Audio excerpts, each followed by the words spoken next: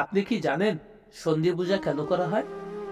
জানতে পুরো ভিডিওটি শেষ পর্যন্ত দেখুন। আর আমাদের ইউটিউব চ্যানেলে নতুন হয়ে থাকলে সাবস্ক্রাইব ও ফেসবুক পেজে নতুন হয়ে থাকলে অবশ্যই ফলো করে দিবেন। শুরু করা যাচ্ছে আজকের ভিডিও। দুর্গাপূজার অন্যতম গুরুত্বপূর্ণ অনুষ্ঠান হলো সন্ধি পূজা। মহা অষ্টমী ও মহানবমীর সন্ধিক্ষণে এই পূজা হয় বলে একে সন্ধি পূজা বলা হয়। মহা অষ্টমীর শেষ একদণ্ড অর্থাৎ 24 মিনিট এবং মহানবমীর প্রথম একদণ্ড অর্থাৎ 24 মিনিট, মোট 48 মিনিট ধরে সন্ধি পূজা। সন্ধি পূজার সময় 108টি পদ্ম এবং 108টি মাটির প্রদীপ সন্ধি পুজোর ক্ষেত্রে দরকার পড়ে। সন্ধি পুজোয় দেবীকে পূজা করা হয় চামুণ্ডা রূপে। যখন মহিষাসুরের সঙ্গে দেবীর যুদ্ধ হয়েছিলেন সেই সময় চণ্ড ও মুণ্ড দেবীকে আক্রমণ করেছিল। চণ্ড ও মুণ্ড ছিল মহিষাসুরের দুই সেনাপতি। তাদের দেবী দুর্গা বধ করেছিলেন।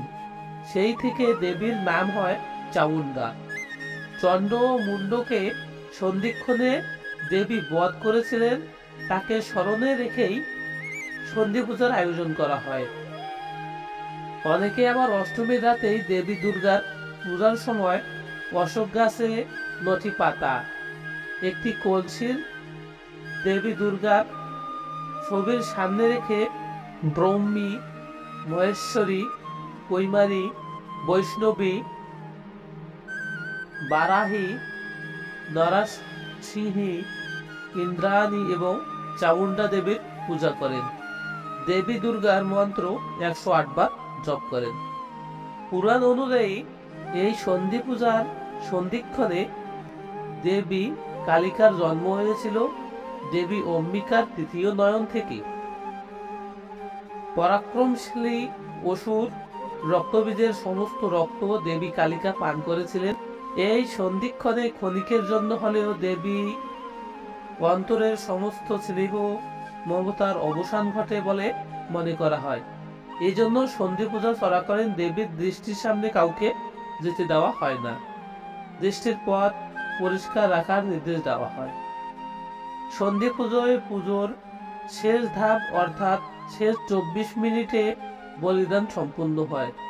সাধারণত ছাগল, পাশাপাশি কোনো কোনো জায়গায় আখ, কলা, চাল কুমড়া ইত্যাদি দেবীকে বলি দেওয়া হয়ে থাকে।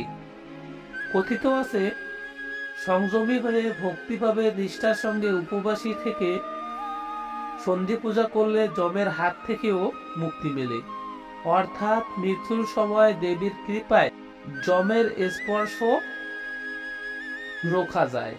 আবার বলা হয় নিষ্ঠা এবং ভক্তির সঙ্গে সন্ধি পূজা করলে যে ফল পাওয়া যায় তা সারা বছর পূজার ফলের সমকক্ষ।